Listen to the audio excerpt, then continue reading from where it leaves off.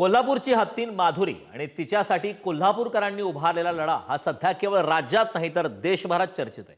माधुरीला पुन्हा कोल्हापुरात आणावं या मागणीसाठीचा लढा हा दिवसेंदिवस तीव्र होतोय। स्थानिक पातळीवरील हालचालीनंतर आता कोल्हापूरसह पश्चिम महाराष्ट्रातल्या अन्य जिल्ह्यांमधून सुद्धा या मागणीला पाठिंबा वाढतोय। यात सध्या नेमका हा लढा कशा प्रकारे सुरू आहे याचा आढावा घेणारा हा स्पेशल रिपोर्ट पाहूया।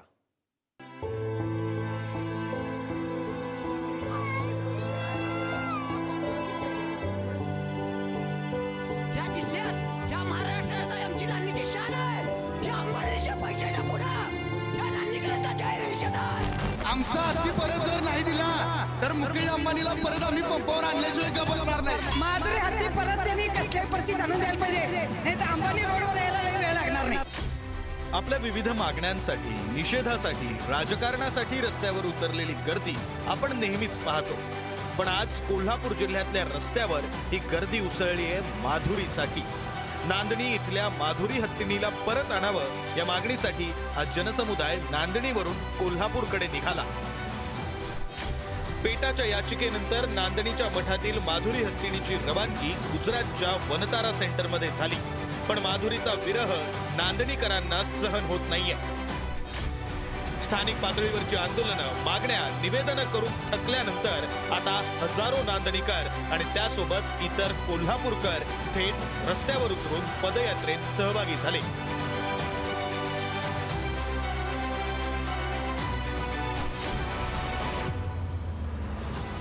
पंचेचाळीस किलोमीटरचा हा प्रवास पायी करताना इथल्या प्रत्येकाच्या भावनाही तितक्याच संतप्त होत्या। नागरिकांनी पेटा आणि वनतारा यांच्या विरोधात आपला संताप व्यक्त केला। अंबानीचा जो छोटा पिल्लू छोटा हत्ती आहे ना, त्यांना त्या अंबानीच्या छोट्या पिल्ल्याला मी नांदणीत ओढून कुत्र्यासारखं अडकायचे सोड मारणार। अजून आक्रोश त्यांनी बघितलेला नाहीये, हा भूकोरच्या आक्रोश बघू नये, त्यामुळे आमचा हत्तीला परत आणून द्यावा। नांदणी ते कोल्हापूर पदयात्रेत सांगलीचे खासदार विशाल पाटील आणि आमदार विश्वजित कदम यांनी देखील उपस्थिती लावली। लोकांच्या भावना तीव्र आहेत आणि सरकारनं देखील यामध्ये हस्तक्षेप करावा अशी मागणी त्यांनी केली आहे। उच्च न्यायालयाचा आम्हाला मनापासून आदर आहे, पण कुठेतरी लोकांच्या भावनांची सुद्धा कदार झाली पाहिजे।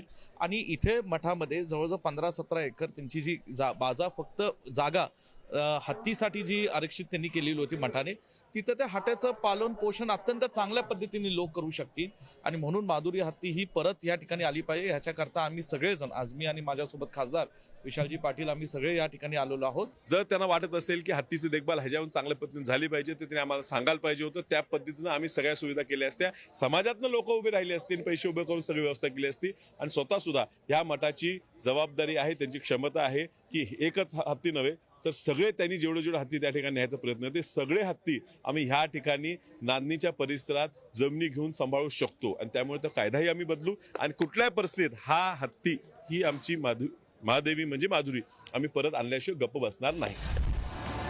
स्वाभिमानी शेतकरी संघटनेचे राजू शेट्टी यांनी सुद्धा माधुरी हत्ती परत आणावी अशी मागणी केली। तसंच या संदर्भात राष्ट्रपतींकडे दाद मागणारं पत्रही त्यांनी जिल्हाधिकाऱ्यांना देणार असल्याचं सांगितलंय। 4 तास नांदणीमध्ये मिरवणूक चालू असताना तिनं पाण्याचा थेंब घेतला नाही, फळं घेतली नाहीत। एवढंच नव्हे तर रडत रडत ती गेली। ज्या माधुरीनं आमच्या 742 गावांचे प्रमुख असणाऱ्या मठाधिपतींना रडवलं, स्वतः रडली।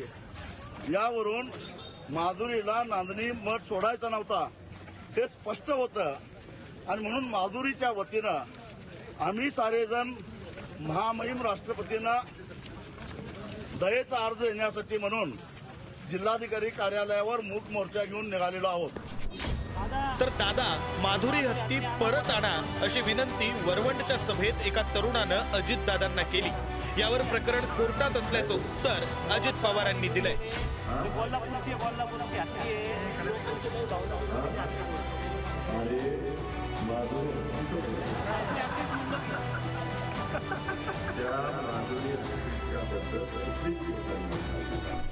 दरम्यान कोल्हापूरचे खासदार शाहू छत्रपती महाराजांनी मोदींना पत्र लिहिलंय।